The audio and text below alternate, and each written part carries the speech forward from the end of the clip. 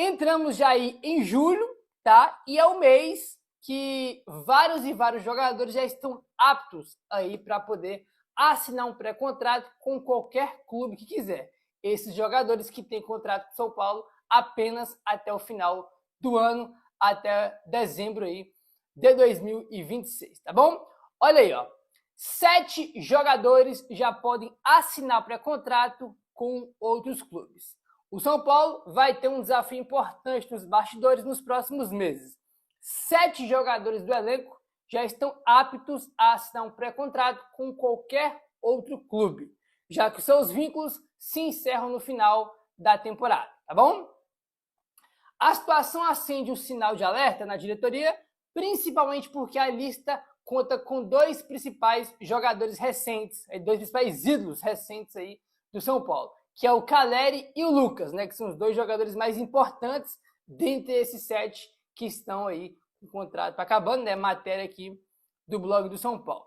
Os jogadores que já podem, no caso, assinar um pré-contrato são o goleiro Yang, tá? Os goleiros, né, o Yang e o Felipe Preis.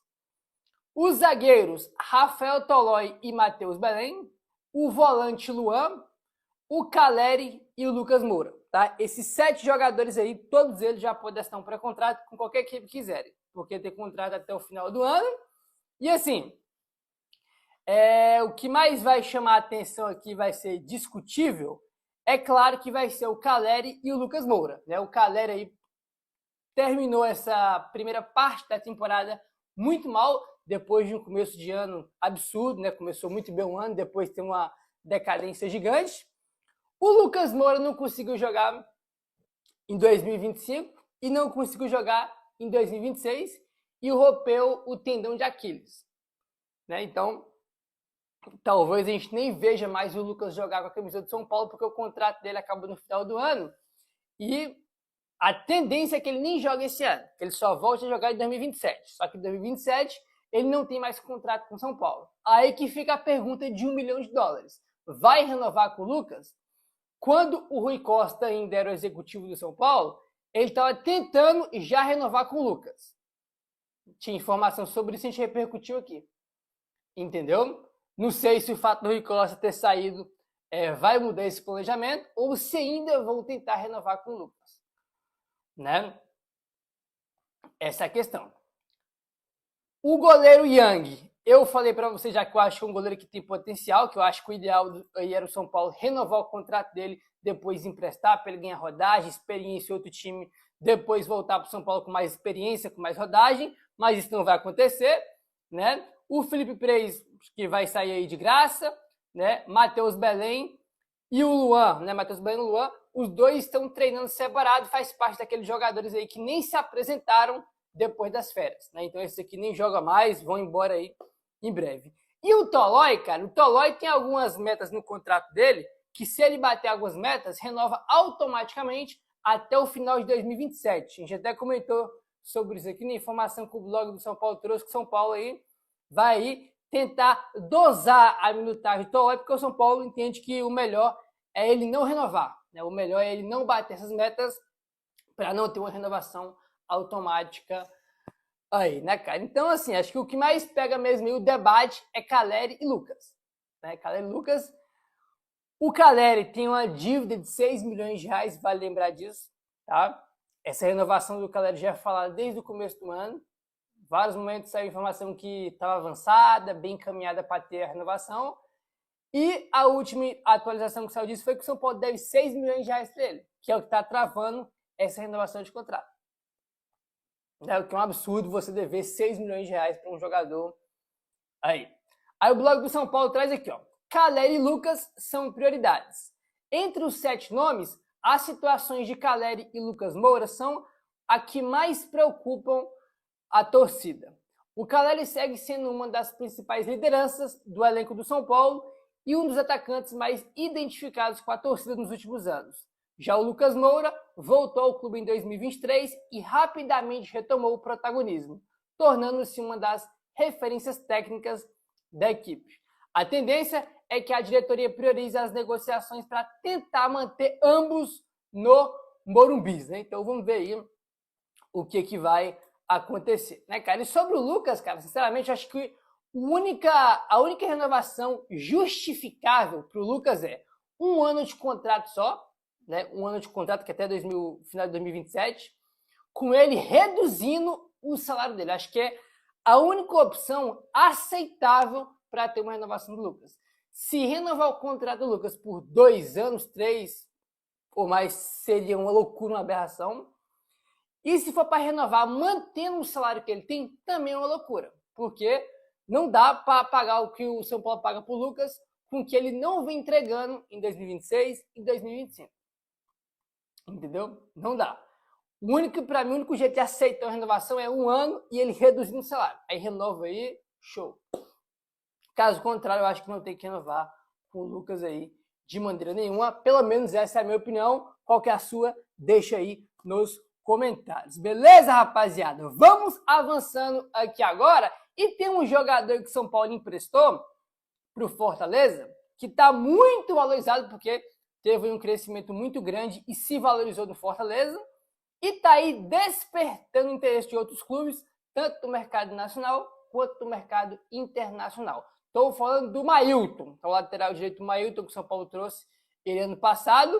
Jogou muito pouco, né, aí no São Paulo, e depois foi emprestado para a equipe do Fortaleza. Tá aí, ó, blog do São Paulo. São Paulo recebe consultas por Mailton e São Paulo avalia o futuro do lateral. O São Paulo voltou a receber sondagens pelo lateral direito Mailton, que está emprestado ao Fortaleza e tem seu futuro em análise para a sequência da temporada. O jogador despertou o interesse de outros clubes do mercado nacional e até de alguns clubes internacionais.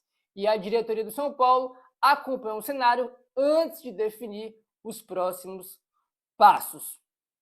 Embora esteja cedido ao Fortaleza, os direitos econômicos do atleta seguem ligados ao São Paulo, que vê com bons olhos a possibilidade de uma negociação caso receba uma proposta considerada vantajosa. Tá? Então tá aí, Mailton recebendo sondagens, várias sondagens de times do Brasil e de fora. Ele que tá muito bem, né, cara? Teve um crescimento bem legal lá no Fortaleza e mesmo não tendo uma boa passagem pelo São Paulo, até curta, de certa forma, ele conseguiu ir para o Fortaleza e se valorizar, né? Porque ele estava embaixo no São Paulo aí. E claro, quando o jogador se valoriza, tem a possibilidade de você vender, de você fazer uma negociação, como vem aí recebendo contatos pelo jogador. Aí o blog do São Paulo traz aqui esse ponto que eu acabei de comentar. Ó. Empréstimo abriu vitrine para o jogador. A passagem pelo Fortaleza permitiu que o Mailton voltasse a ganhar minutos e recuperasse espaço no mercado após um período de pouca utilização no São Paulo. O desempenho do lateral chamou a atenção de clubes interessados em reforçar o setor para o segundo semestre, gerando as primeiras consultas sobre uma possível transferência. Informação, então, que trouxe aí o blog do São Paulo. Então, vamos ver se o São Paulo vai receber aí, alguma proposta de fato, né? Porque teve sondagem aí para negociar o jogador. O São Paulo já tem aquela situação que a gente já sabe de muito tempo, que tem que vender jogadores porque tem uma meta no orçamento de 180 milhões de reais. Então, qualquer grana que pingar com venda de negociação é muito bem-vindo. Vai ajudar aí nessa meta orçamentária do São Paulo, que é de 180 milhões. Né? Então, a William Gomes foi vendido, espetacular. Aqui vendeu, não sei quem tem emprestado, espetacular. Qualquer tipo de venda é bom para ajudar a bater essa meta orçamentária.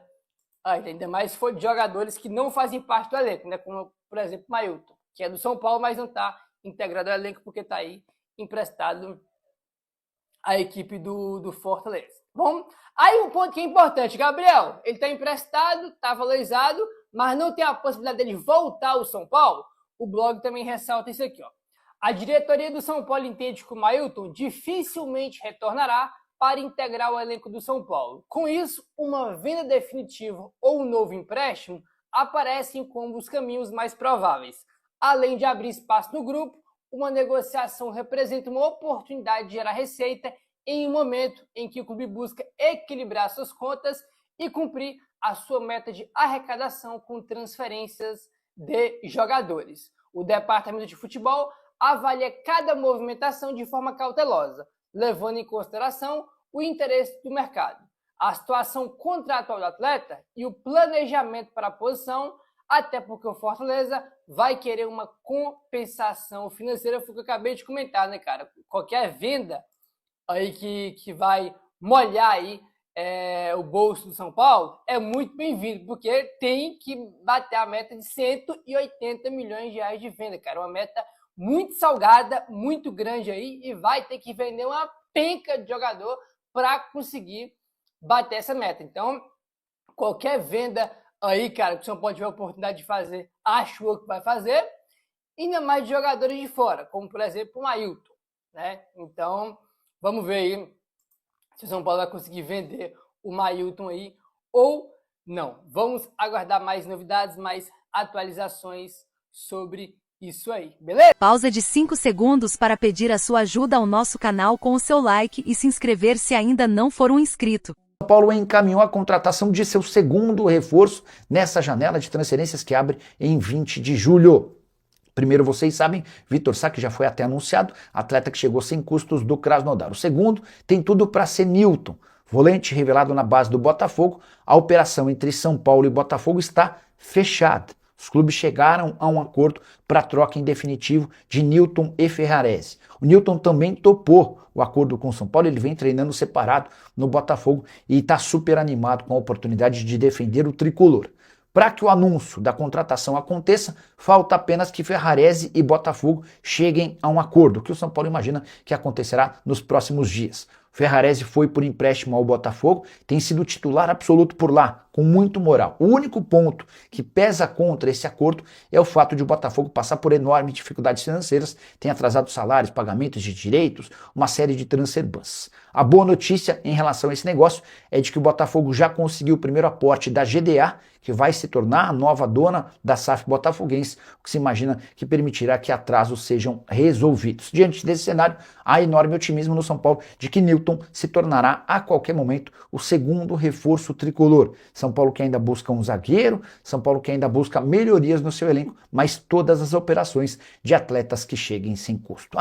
Só para completar o noticiário do São Paulo, contar que Mikael, artilheiro do Brasil e jogador do CRB, tem proposta de um time de Israel. O Maccabi Haifa topa pagar próximo aos 12 milhões de reais que o CRB havia pedido para o São Paulo na negociação.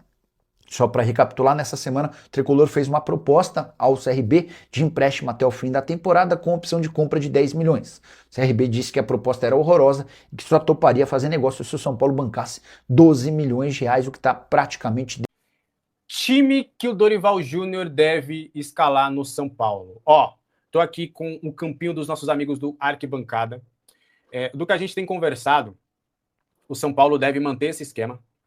E aí vocês vão entender um pouquinho, de uma maneira imediata, daquilo que o Dorival pensa para o time do São Paulo. O time do São Paulo, pelo que a gente tem entendido, deve trabalhar de 2 até 3 formas na ideia do Dorival.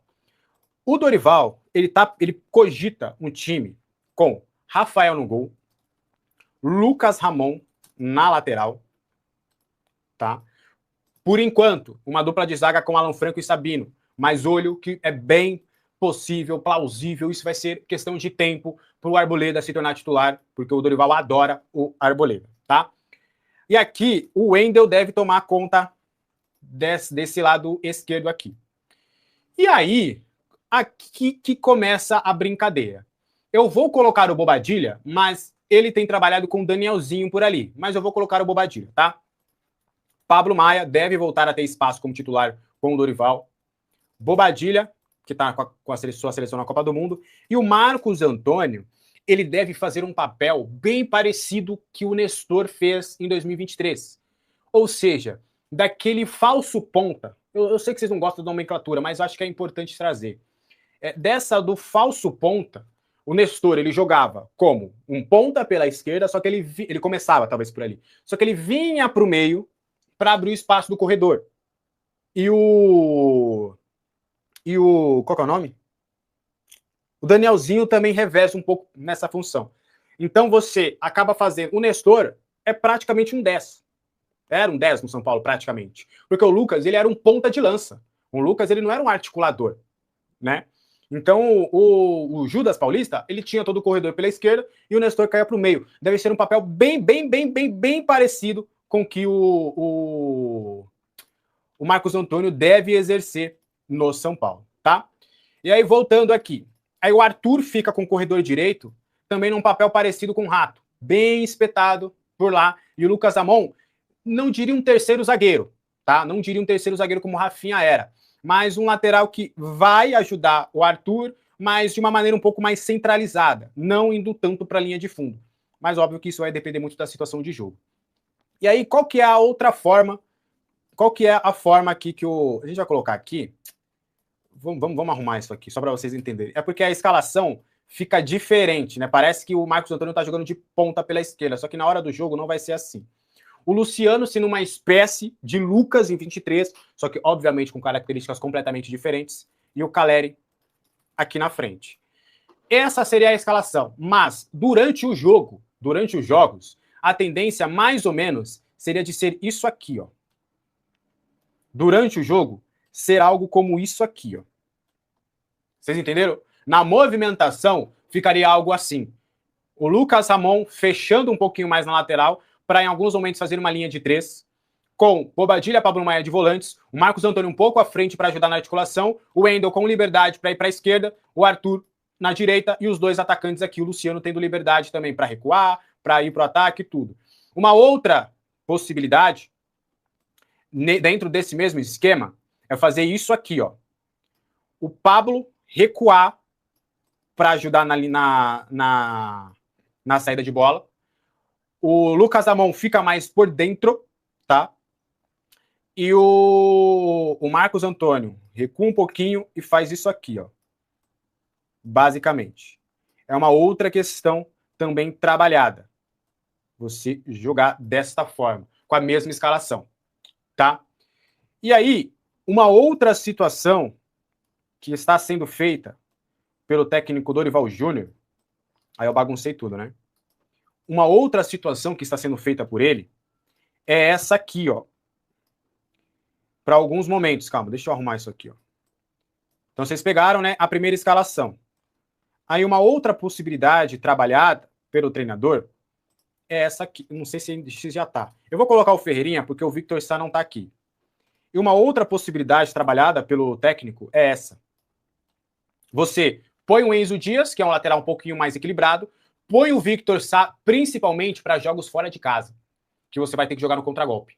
Você põe o Victor Sá aqui na vaga do Ferreirinha, então você joga com dois pontas, o Arthur de um lado e o Victor Sá do outro, o Enzo dá um pouquinho mais de sustentação por aqui, você joga com esses três volantes, o Marcos Antônio aí sim, não viraria mais um falso ponta, jogaria como uma espécie de 10 mesmo, com o Caleri ou talvez o Luciano lá na frente. Porque aí você poderia jogar desta forma, basicamente num 4-3-3, né? O outro lá era um 4-2-3-1, que variava para um 3-5-2. Esse aqui seria mais um 4-3-3 clássico ali. Poderia também, talvez até jogar assim, ó, com os dois volantes assim, ó.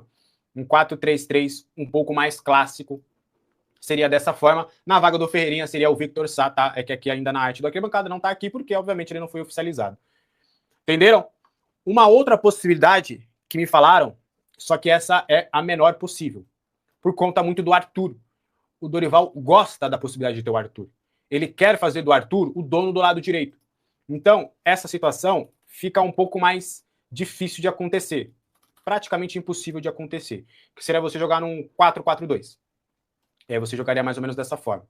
Mas o fato do Arthur, ter o Arthur, inviabiliza essa possibilidade. No máximo, que poderia talvez ser feito, mas aí eu até questionei uma pessoa que está lá no Super CT, me falou que ele não chegou a trabalhar com essa possibilidade, do Arthur Porco mais por dentro, tá? Mas não empolga muito, não. Seria justamente aqueles outros esquemas que a gente trouxe, que a gente conversou, tá? Então, essa mais ou menos seria uma ideia de time que o Dorival tá projetando, tá acreditando. Então, se tudo der certo, se tudo acontecer de uma maneira interessante, é bem possível, né, que o Bobadilha já esteja em condições de jogo, né, depois da eliminação do Paraguai. É bem possível, então, que o time do São Paulo se inicie assim, para o jogo contra o Atlético Paranaense. E aí, repito, gente, talvez essa seja a escalação inicial, mas na hora do jogo vai ser diferente. Vai ser basicamente isso aqui, ó. Vai ser basicamente isso aqui na hora do jogo, tá? Então é basicamente esse o time que o Dorival tem pensado, tem cogitado, tem falado. Então vamos aguardar. E eu acho que é um bom time. Do que a gente tem hoje, sem reforços, acho que até mesmo com o Victor Sá chegando, eu acho que o Victor Sá não chega para ser titular. Eu acho que ele chega para ser uma ótima opção para o São Paulo, porque o Ferreirinha já não vinha jogando bem. Então acho que esse time aqui acho que seria interessante. E vocês veem? Olha aqui, ó. Numa linha com 3, tá como desfalque aí do Arboleda. Imagina aqui o Arboleda aqui no lugar do Alan Franco. É a ideia do Dorival. É o que o Dorival pensa para esse time. Então seria mais ou menos isso aqui que o Dorival tem pensado. E eu gosto. Tá, ó. O Lucas Amon aqui, como uma espécie de terceiro zagueiro, mas às vezes ajudando aqui. Uma outra variação seria o Pablo Maia descer para o Lucas Amon trabalhar um pouco mais com o próprio Arthur. Então aí o Bobadilha como um segundo volante. Aí seria basicamente o que era Pablo Maia e Alisson, seria Pablo Maia e Bobadilha. Marcos Antônio, que sai ali do meio da esquerda para vir para o meio carregando a marcação e abrindo um espaço para o Wendel ter total liberdade. O Arthur sendo o cara pela direita, que a gente já viu que ele é muito bem. E aí o Luciano e o Caleri como uma dupla de ataque. Inicialmente na escalação, talvez você veja o Luciano de 10. Só que o Luciano não deve jogar de 10. Deve jogar realmente como um segundo atacante, basicamente como o Lucas jogava quando era comandado pelo Dorival em 23, tá? Vocês gostam dessa possibilidade de escalação, dessa variação que o Dorival tem feito? O que vocês acham? Quero saber a opinião de vocês nos comentários. Eu particularmente gosto bastante. Passo para todos eles. Então, se o Fluminense fizer uma proposta, de um pré-contrato pelo Cebolinha, ele leva, se o Cebolinha assinar. Aí o Flamengo pode liberar o Cebolinha agora pro Fluminense ou só quando acabar o ano que acaba o contrato. Dito isso, acaba o espaço lá no Fluminense pro Soteldo, certo? O Fluminense vai perder o Soteldo, não tem mais espaço, porque já chega o Savarino agora, chega o Hulk agora, chega a Lúcia Costa agora, e aí leva o Cebolinha, não tem espaço mais pra Soteldo. O que acontece? O Soteldo, ele é um jogador que o São Paulo sempre quis, e o São Paulo, ele é do Santos, volta pro Santos, ele é do Fluminense hoje, mas o São Paulo teria uma troca com o Santos, e no Fluminense o São Paulo já tem o Alisson, então, não quero contar com o Alisson aqui, o São Paulo pode chegar lá e pedir o Soteldo, a mesmíssima coisa que aconteceu com o Arthur. O São Paulo já tinha o Ferrarese lá no Botafogo, e aí o São Paulo ligou lá e falou, quero emprestado o Arthur. E o Arthur veio com o Ferrarese lá. O Alisson já está no Fluminense. Então, para o São Paulo se reforçar com o Soteldo, seria totalmente cabível. E não precisa o Soteldo vir para a posição que é do Arthur hoje. Não tem nada a ver uma coisa com a outra. O Arthur realmente é ponta, o Soteldo também é. Mas o Soteldo, apesar de ter acho que 28 anos, ele tem 28 anos, ele é um cara que não joga só como ponta, ele é um cara habilidosíssimo que também flutua ali pela meia, principalmente no time do Fluminense. Ele tem jogado bastante como meia, flutuando por ali. Então o São Paulo, ele tem essa dificuldade de ter o Arthur, ele tem também o Cebolinha no radar que iria para o Fluminense. O Fluminense tira o espaço do Soteldo e nós ainda temos o Alisson para bater esse rolo. Percebe que foi casando tudo? Tudo foi se encaixando para o Soteldo vir para o São Paulo, desde que o Fluminense assine realmente um pré-contrato com o Cebolinha. O ponto é, o São Paulo não desistiu ainda, não cara igual o Cebolinha. O Cebolinha ficando livre no mercado, o São Paulo tem lutado demais por jogadores de oportunidade. O São Paulo não tem lutado por jogadores que ele tem que pegar e colocar uma grana, mas jogadores de oportunidade, é isso mesmo que o São Paulo tem forçado a barra agora. E isso é muito top. Eu tava vendo hoje que o Dudu, ele quer continuar no Atlético Mineiro, mas o Atlético Mineiro, em meio a uma reformulação brabíssima, ele não quer mais contar com o Dudu lá. Então o Dudu, o Atlético Mineiro quer que ele vá embora. Eu tenho uma informação que eles também querem que o Scarpa vá embora e o São Paulo teve o Scarpa oferecido aqui. O Dudu hoje, eu olho pra ele e eu tô falando do Soteldo e também do Arthur, né? Eu olho pro Dudu hoje, eu não consigo enxergar nele uma grande solução como é o Arthur e como é o Soteldo e como é o Cebolinha também. Todos os caras aí mais jovens do que o Dudu, todos mais em forma. O Arthur tá voando. O Cebolinha, quando joga, joga voando. E o próprio Soteldo, quando joga, joga voando.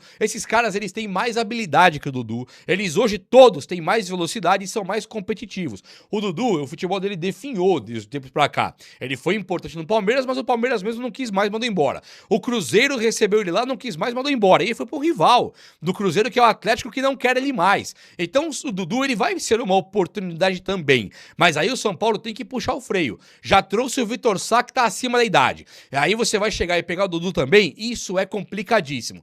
No meu ponto de vista, o São Paulo tem que investir e olhar real pro Arthur. É real, tem que ter o Arthur aqui.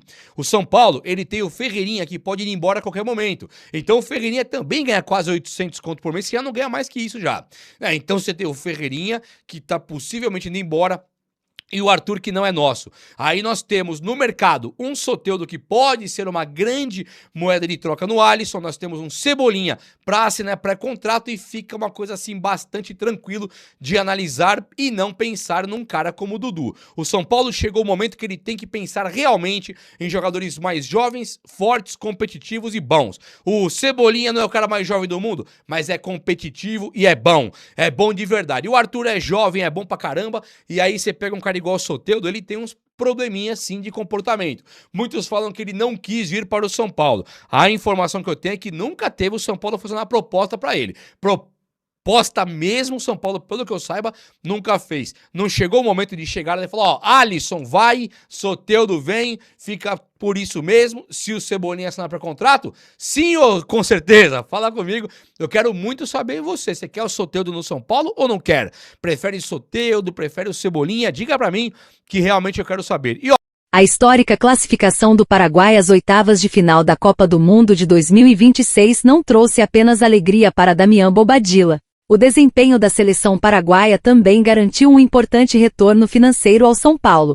Como Bobadilla segue defendendo o Paraguai na competição, o valor destinado ao São Paulo continua crescendo. O programa de benefícios aos clubes recompensa as equipes que cedem jogadores para a disputa da Copa do Mundo, pagando uma quantia por cada dia em que o atleta permanece à disposição de sua seleção. O São Paulo ainda pode receber uma quantia maior caso o Paraguai siga avançando na Copa do Mundo. Além do retorno esportivo, o bom desempenho do volante também pode aumentar seu valor de mercado. Cenário acompanhado de perto pela diretoria do São Paulo, que vê o jogador como um dos principais ativos do elenco. E aí, torcedor, você espera que após a pausa para a Copa, o São Paulo venha mais forte sob o comando de Dorival Júnior? Deixe sua opinião nos comentários.